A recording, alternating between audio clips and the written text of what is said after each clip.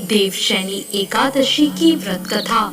आषाढ़ मास के शुक्ल पक्ष की एकादशी तिथि को देवशैनी एकादशी कहा जाता है। इसी दिन से भगवान विष्णु क्षीर सागर की अनंत शैया पर गहरी नींद में चले जाते हैं। इसके बाद कार्तिक मास की एकादशी तिथि को भगवान विष्णु योग निद्रा से निकलते हैं और इसी दौरान भगवान शिव सृष्टि का संचालन करते हैं। देवशैनी एकादशी की कथा के अनुसार एक बार राजा बलि ने तीनों लोकों पर अपना अधिकार जमा लिया। यह देखकर भगवान इंद्र और अन्य देवी देवता घबरा गए और भगवान विष्णु की शरण में चले गए।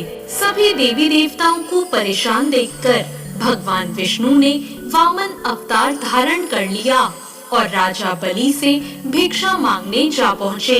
राजा बलि ने वामन देवता से कहा, जो मांगना चाहते हैं मांग लीजिए। इस पर वामन देवता ने भिक्षा में 3 पग भूमि मांग ली। पहले और दूसरे पग से वामन देवता ने धरती और आकाश और पूरा संसार नाप लिया। जब तीसरे पग के लिए कोई जगह नहीं बची तो राजा बलि से वामन देवता ने पूछा कि तीसरा पग मैं कहाँ रखूं? तब राजा बलि ने अपना सर आगे कर दिया। वामन अवतार में भगवान विष्णु राजा बलि को देखकर बहुत प्रसन्न हुए और उनसे वरदान मांगने को कहा। राजा बलि ने उनसे वरदान मांगा कि आप पाताल लोक में जाकर बस जाएं। राजा बलि की बात मानकर उनको पाताल में जाना पड़ा।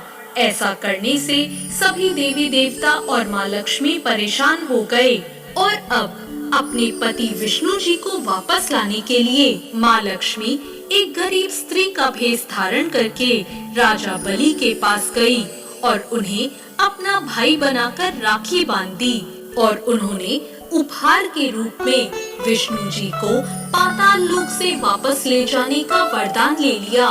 माता लक्ष्मी के साथ वापस जाते हुए भगवान विष्णु ने राजा बलि को वरदान दिया कि वह प्रत्येक वर्ष आषाढ़ शुक्ल पक्ष की एकादशी से कार्तिक मास की एकादशी तक पाताल में ही निवास करेंगे और इन 4 महीनों की अवधि को उनकी योग निद्रा माना जाएगा। तो ये थी देवशैनी एकादशी की कथा। देवशैनी एकादशी व्रत कथा का वर्णन भगवान कृष्ण ने खुद युधिष्ठिर से किया है। सतयुग में माधांता नाम का एक चक्रवर्ती राजा राज करता था। उसके राज्य में 3 साल तक वर्षा नहीं हुई थी, जिसकी वजह से राज्य में भयंकर अकाल पड़ गया। अकाल की वजह से चारों ओर हाहाकार मच गया। राज्य के लोगों के अंदर धार्मिक भावनाएं कम होने लगी।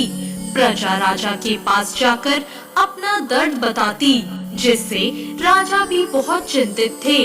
राजा माधांता को लगता कि आखिर ऐसा कौन सा पाप हो गया जिसकी हमें सजा मिल रही है।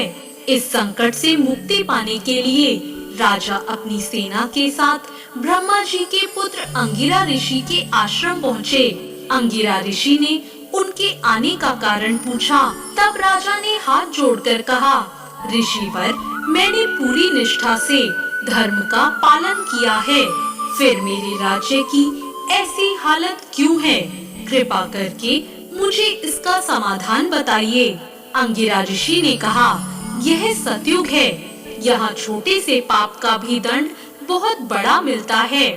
अंगिरा ऋषि ने राजा को आषाढ़ मास के शुक्ल पक्ष की एकादशी का व्रत करने को कहा। अंगिरा ऋषि ने कहा, इस व्रत का फल तुम्हें जरूर मिलेगा। महर्षि अंगिरा के निर्देश का पालन करते हुए राजा अपनी राजधानी वापस आ गए और उन्होंने चारों वर्णों सहित देवशैनी एकादशी का व्रत पूरा किया, जिसके फलस्वरूप उनके राज्य में मूसलाधार वर्षा हुई, जिससे एक बार फिर राजा के राज्य में खुशहाली छा गई। तो ये थी देवशैनी एकादशी की व्रत कथा। आपको ये कथा कैसी लगी? कमेंट बॉक्स में जरूर